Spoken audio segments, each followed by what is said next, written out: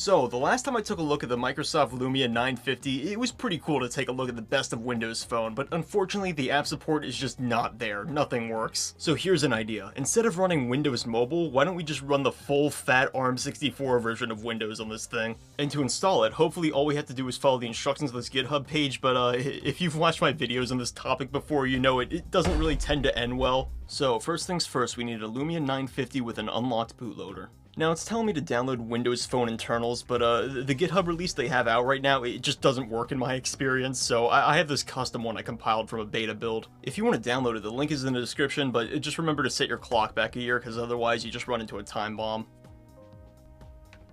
And there you go, now it wants to work. Okay, so let's head to unlock bootloader, switch the phone to flash mode. Seems correct. After that, we grab the recovery and the emergency files from lumiadb.com and unlock.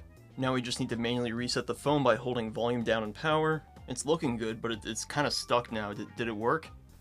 Oh, okay, there we go. Alright, perfect. What's next? We need a Windows 10 ARM64 image that ends in .wim, but I want to do Windows 11. Can we, like, get a similar one, or what's up? Now, you might be asking me, why not just use Windows 10? It's less of an overhead. Well, Windows 10 doesn't really have support for emulating x86 64 apps, which I really want to get into on this phone, so it sucks to suck. Alright, so now that we have the file, let's mount it to the system, and I'm hoping at least somewhere inside here there's the install.wim file. Alright, so let's organize by file type, and we should scroll all the way to the bottom to see the W. Yeah, here we go, boot.wim and install.wim. Okay, so now that we got that, let's head back to the main GitHub page and install the file we need. Last updated 2020. Yeah, I'm not sure if this is gonna work. Oh, and speaking of that old laptop I destroyed, this thing is like, I don't know, it's like 10% of the power with an i5 5th gen, but it's so much quieter, it's insane. I love this Dell laptop. Warning, please, before using this tool, create a full backup of your phone. Oh, you know what, the last time I tried to install Windows on a Windows phone, I had no idea there was like special partitions like DPP I couldn't restore, so you know what? Let me take a sec off camera and actually follow the advice. Normally I would just trust myself and throw caution to the wind, but the Lumia 950s that are on AT&T, apparently they're like provisioned for VoLTE, which not a lot of these were, so I want to keep this thing safe. And plus, because I got a line on AT&T, I was actually able to unlock the device, so it might be something rare. 23 minutes, alright, I'll see you in a bit. And 25 minutes later the backup is done, so let's get back to what we were doing. Okay, so let's find the WIM file. What? Could not read the metadata. It's a valid WIM file. It says .wim at the end. This might be because we have the ISO mounted, so let's just copy the files and paste it inside downloads. Alright, here we go with the issues. So I was looking on the web why this wasn't working, and turns out I need the install.esd file, even though it's been telling me WIM the entire time. Alright, so ABCD, and then we should see the E file. .gif? .hiv? Okay, yeah, that's not what I'm looking for. I mean, the file we do have, the size would be what an ESD file would be, so why don't we just rename the file extension? Oh, okay. Alright, I'm guessing I need to source a new file, so where does this link take me? It downloads some weird script to convert the ISO for me. I guess I'll trust it. Security warning. Run only scripts that you I'm smart. And nearly 4 hours later, finally that tool finished making the ISO. I'm not kidding you, I had to take a look at Task Manager to make sure it was still working. If this ends up not working, I think I'm gonna lose it. Alright, fingers crossed. Browse, install.wim, same as- Shit! Is it the file path that's giving us the issue? Because it says X sources, so maybe we gotta like change the disk path to X? Change, and we'll assign it the letter X. Come on, please work.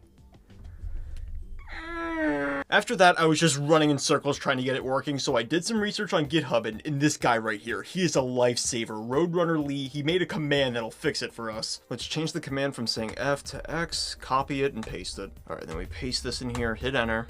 What? Error 3? Oh, I can't find the path. Alright, that's an easy fix. Yeah, it seems like we're just missing the temp folder inside of our C drive, so let's make that really quick and try it again. Paste. Alright, here we go. Super easy to use, no hassle. Take a look at this and say that again with a straight face. And the operation completed successfully, but did it though? Alright, one more time. Browse, inside the C drive, head to temp, install.wim, and oh wow, it actually works! Okay, I guess that's enough derailment, but wait, where did the Windows Phone go? Oh, you know what, yeah, it must have got disconnected when I moved the laptop. And now we can finally deploy it. I mean, the phone's already in mass storage mode. That's what this program wants, right?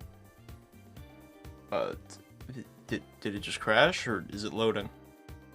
Oh, okay, thank you. Lumia Drivers BSP, released February 2025. Okay, so these are actually recently updated. And even though this program is made to work with Windows 10, we do have support for Windows 11 build 22621 or 22H2, and that's what we're installing, so it should be fine, right? 32-bit GPU acceleration is now available.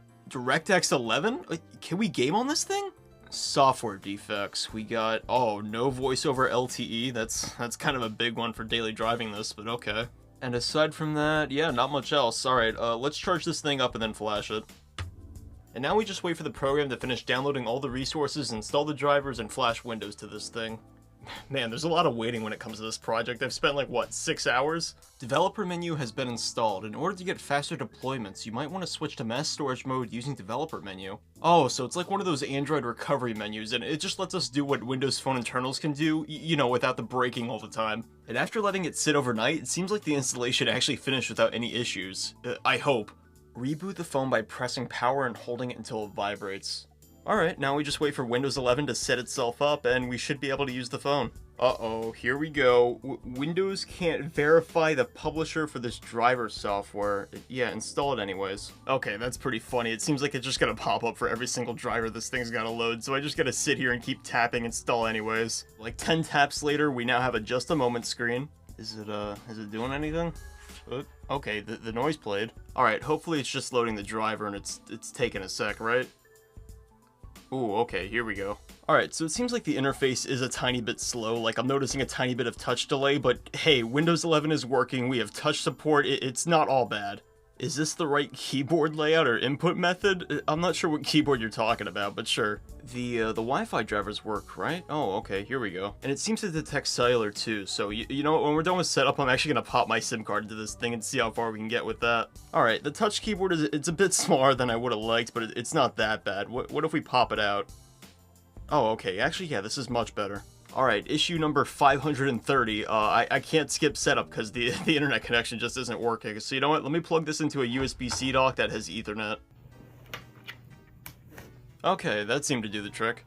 So after all of that trial and error, finally we can get to Windows 11 and using it. Alright, so one of the first things I want to do inside of here is optimize this, because having transparency and animations, it's going to make this phone slow down to a crawl.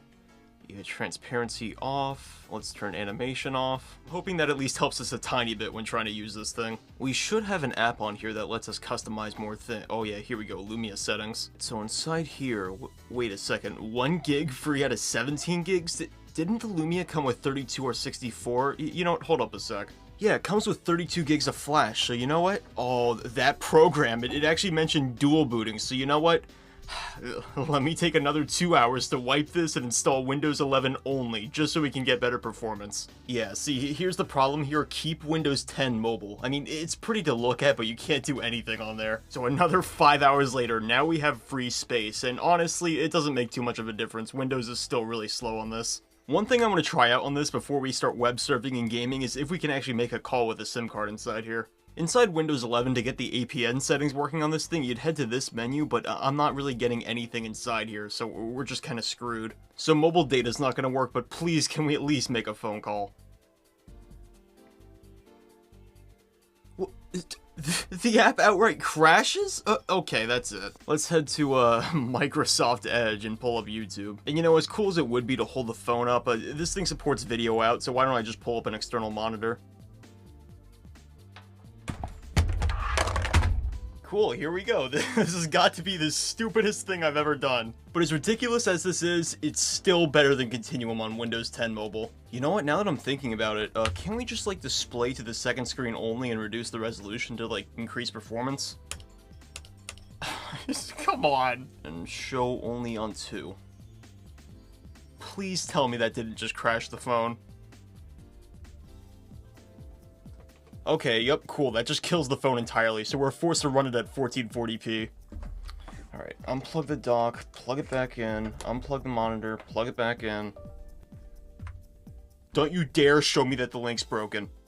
Okay, let's just use the phone. You know, I'm really starting to regret not buying a Surface Duo for this project. Okay, so, new idea. If we can't change the resolution inside settings, can we force it inside regedit? Okay, hopefully this works and we can actually squeeze some good performance out of this thing. Everything that could go wrong with this project has gone wrong. The thing's boot looping now, so I gotta mount it to my main Windows thing, revert all the changes in regedit by mounting it in mass storage mode, and then reboot it and just suffer with the bad performance.